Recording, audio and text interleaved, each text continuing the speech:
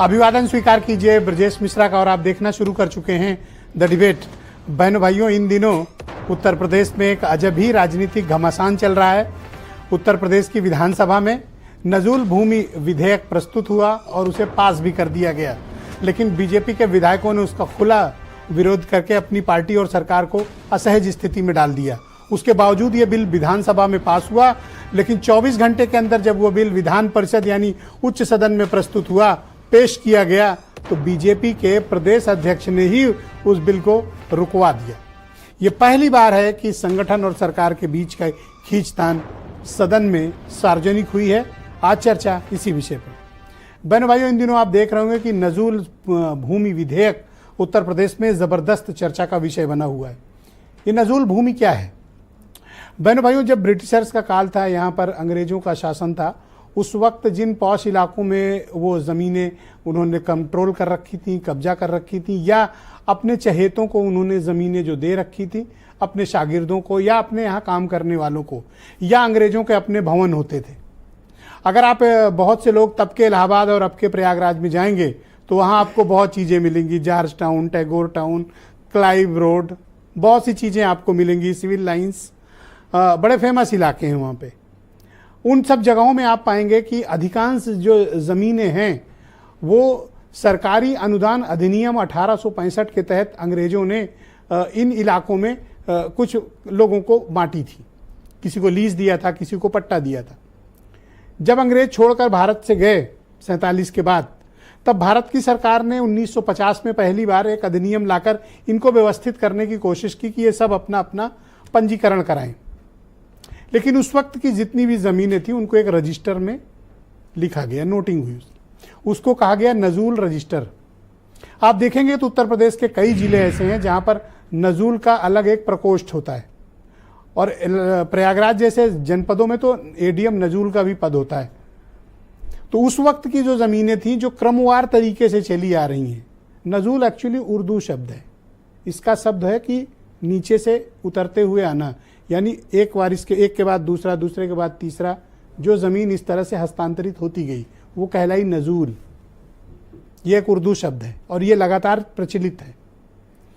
पीछे की सरकारों ने, जो इस वक्त पहले की सरकारें नहीं हैं, उन्होंने नजूल की ज़मीन को फ्री होल्ड भी किया। एक सर्टेन अमाउंट सरकारी ट्रेजरी में जमा करके लोगों को रहने के लिए फ्री होल्ड कर दिया कि अब आपका इस पर मालिकाना हक। किसी की भूमिधरी नहीं है, किसी की निजी संपत्ति नहीं है, और नजूल की ज़मीन सरकारी ज़मीन के तौर पर मान्यता है, लेकिन उस पर कब्जा सरकार का नहीं है। आप प्रयागराज में देखेंगे तो पूरा 70% प्रयागराज तब का इलाहाबाद नजूल की ज़मीन पर बसा हुआ है। गाजीपुर देखें, फैज़ाबाद देख लें, आप मेरठ देख लें, आप कानपुर देख लें, जो भी स्ट्रेटजिक लोकेशंस की जगह थी जो उस वक्त अंग्रेज़ों के कब्जे में थी, ये सब कहलाई नजूल की ज़मीन जब वो छोड़ कर गए। तो अब उत्तर प्रदेश की सरकार ने नया बिल लाया और उसको विधानसभा में प्रस्तुत किया और ये कहा कि अब ये ज़मीन सरकार जिसे चाहेगी या जो एक शर्तें बनेंगी, हम जिसे कहेंगे उसको ये ज़मीन, उसका पट्टा रिन्यूअल होगा। बाकी ये सब ज़मीन सरकार की, और सरकार को ये ज़मीन चाहिए डेवलपमेंट के काम के लिए, चूँकि शहरों में ज़मीन कम है। अब जो वर्षों से, पुश्तों से, पीढ़ियों से, 5-5, 7-7 पीढ़ियों से रहते आ रहे हैं, किसी के पास 100 गज का है, किसी के पास 200 गज का है, किसी के पास बड़ा है। एक बड़े बड़े जब आप प्रयागराज जाएंगे तो आप ये पाएंगे कि एक एक बंगले के या एक एक जो ज़मीन का टुकड़ा था उसका सब डिवीज़न हो गया, यानी 1000 मीटर का प्लाट वो 150 हिस्से में बट गया और वो लोगों ने बना लिए घर। नहीं है कागज़ उस तरह के लोगों के पास, लेकिन पीढ़ियों से वो रहते आ रहे हैं। अब उनमें से तमाम वो लोग हैं जो कभी उन्हीं के घर पे नौकर हुआ करते थे, उन्हीं के शागिर्द हुआ करते थे, जिनको सागर पेशा कहा गया। सागर पेशा मतलब जो शागिर्द हुआ करते थे, अपभ्रंश करके उनको सागर पेशा कहा गया, जो अंग्रेजों के घरों पे नौकरियां करते थे या उनकी हुक्म का पालन करते थे, उनके घरों पे नौकर चाकर होते थे, उन्हीं को वो सब लोग देकर चले गए। बाद में इसको कुछ पट्टे हस्तांतरित भी बड़े लोगों ने करा लिए। तो कुछ लोगों के पास तो बड़ी बड़ी लैंड है, इसमें कोई दो राय नहीं, बड़े बड़े बंगले भी हैं। लेकिन ये भी देखना पड़ेगा कि लाखों लोग, लाखों परिवार उन छोटी छोटी जगहों पर आवासित हैं। अगर ये कानून पास हो जाता और ये कानून का शक्ल ले लेता तो उनके समक्ष रहने का और छत का हट जाती जो गरीब लोग रह रहे हैं। तो कुछ एक लोगों को ठीक करने के चक्कर में ये लाखों लोगों के बेघर होने का खतरा था। पर आश्चर्य की बात यह है कि उत्तर प्रदेश की असेंबली में इसे पास किया गया और पास करते वक्त बीजेपी के ही विधायकों ने इसका खुला विरोध किया। जो सर्वाधिक इसमें से प्रभावित इलाका है वो इलाहाबाद का शहर उत्तरी है और शहर जिधर से सिद्धार्थनाथ सिंह एमएलए हैं पश्चिम, उन दोनों ने खुला विरोध किया और इसको विधेयक को हर्ष वाजपेयी ने तो कहा इसे वापस ही लिया जाना चाहिए और उन्होंने तो अपनी ही सरकार पे आरोप लगाए। लेकिन इन सब के बावजूद इस विधेयक को पास किया गया। इस बिल का विरोध जनसत्ता दल ने भी किया, राजा भैया ने भी किया, कांग्रेस ने भी इसका विरोध किया, समाजवादी पार्टी ने भी किया विरोध। लेकिन बीजेपी के इंटरनल कन्फ्लिक्ट इस पर बहुत अधिक थी, पर यह विधानसभा से पास हुआ। विधानसभा के पास होने के 24 घंटे के अंदर यह पहुंचा विधानसभा यानी उच्च विधान परिषद यानी उच्च सदन, और उच्च सदन में जो कुछ हुआ वो बड़ा स्तब्ध करने वाला था। राजनीतिक तौर पर बड़ा शॉकिंग काम हुआ वहां पे। विधान परिषद में जब ये नेता सदन केशव प्रसाद मौर्य ने इस बिल को प्रस्तुत किया तो बिल प्रस्तुत करते ही जो व्यक्ति खड़े हुए और जिन्होंने इसका विरोध करते हुए इसे कहा कि इसके कुछ मुद्दों पर असहमतियां हैं, इसे सेलेक्ट कमेटी यानी प्रवर कमेटी को भेज दिया जाना चाहिए, वो शख्स हैं उत्तर प्रदेश में भारतीय जनता पार्टी के प्रदेश अध्यक्ष और एमएलसी भूपेंद्र चौधरी। उनके प्रबल विरोध के कारण और भारतीय जनता पार्टी के बाकी एमएलसीज ने भी इसका विरोध किया, लिहाजा इस पे जब एक वोटिंग भी हुई वहां पे और जब अधिकांश एमएलसीज इसके पक्ष में थे कि इसको सिलेक्ट कमेटी के पास भेजा जाए, भेज दिया गया। यानी बिल लटक गया, अटक गया और भटक गया, बिल फंस गया।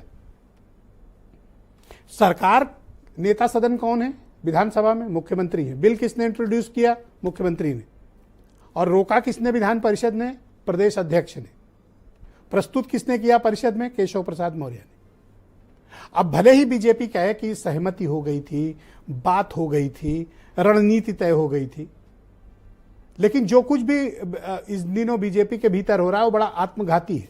ऐसा प्रतीत होता है कि बीजेपी विपक्ष से कम बीजेपी खुद से लड़ रही है। बीजेपी से ही लड़ रही है, वरना कोई कारण नहीं था कि विधानसभा से जो बिल पास हुआ वो 24 घंटे के अंदर उसको प्रदेश अध्यक्ष खड़े होकर टर्न डाउन कराने की कोशिश करे। अब ये सिलेक्ट कमेटी को गया है यानी लटक गया, ठंडे बस्ते में गया, पास होने की संभावनाएं कम है। अब अपोजिशन कह रहा है कि उनके खिलाफ कार्रवाई रोका जाए। अब बीजेपी के कॉन्फ्लिक्ट चल रही थी तो सहयोगी दलों ने भी इसमें अपने लिए संभावना तलाशी। रात में कल अनुप्रिया पटेल ने सार्वजनिक बयान देकर ट्विटर और फेसबुक पर सरकार के इस फैसले की आलोचना की, इस विधेयक की, और कहा कि इसे वापस लिया जाए। प्रवर कमेटी तो छोड़िए, वापस लिया जाए और जो इंट्रोड्यूस किया जिन्होंने बिल, जिन अधिकारियों ने, उन पर कार्रवाई भी हो। ये दूसरा मौका है जब अनुप्रिया पटेल ने पब्लिकली उत्तर प्रदेश की राज्य सरकार पर गंभीर प्रश्न चिन्ह खड़े किए हैं। संजय निषाद ने भी कहा कि नदी किनारे रहने वाले लोग पेपर कहाँ से लाएंगे, और कुछ अधिकारी हैं जो हमारी ही सरकार को हटाना चाहते हैं, इसीलिए इस तरह के फैसले करा रहे हैं। पर मुझे ये बात नहीं समझ में आती कि हर बार अफसरों पे ही मुद्दे क्यों ठेल दिए जाते हैं। कोई विधेयक कोई अफसर के दम नहीं है कि वो पास करा लेगा या प्रस्तुत कर देगा, जब तक कि इस पर पॉलिटिकल लीडरशिप की सहमति नहीं होती या कहा नहीं जाता। अफसर ऐसा काम नहीं करते हैं, कहा जाता है तब करके लाते हैं। अब उसके प्रावधानों में वो कड़ी शर्तें करते हैं, वो अलग विषय है, लेकिन बिना पॉलिटिकल लीडरशिप के कहे इस तरह के कोई काम होते नहीं। तो चल क्या रहा है बीजेपी के भीतर? कुछ तो ऐसा गंभीर चल रहा है जो अभी सार्वजनिक अब होते हुए दिख रहा है। पिछले 4 मौके ऐसे आए हैं, चाहे वो वीआईपी गाड़ियों से हूटर और लाल बत्ती का मुद्दा हो, सरकार को यू टर्न लेना पड़ा।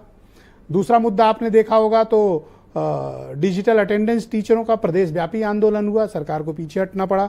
फिर आपने देखा होगा कि पंतनगर लखनऊ के कई इलाकों में बुलडोजर चलाए जाने की योजना थी, महीनों आंदोलन चला, सरकार को फैसला बदलना पड़ा। और चौथा अब ये कि विधानसभा से पास और विधान परिषद में रुक गया।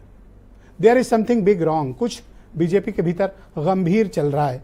क्या चल रहा है आने वाले दिनों में ये जरूर स्पष्ट होगा। आप कुछ स्टेटमेंट सुन लें, फिर आज की परिचर्चा को हम आगे बढ़ाएंगे।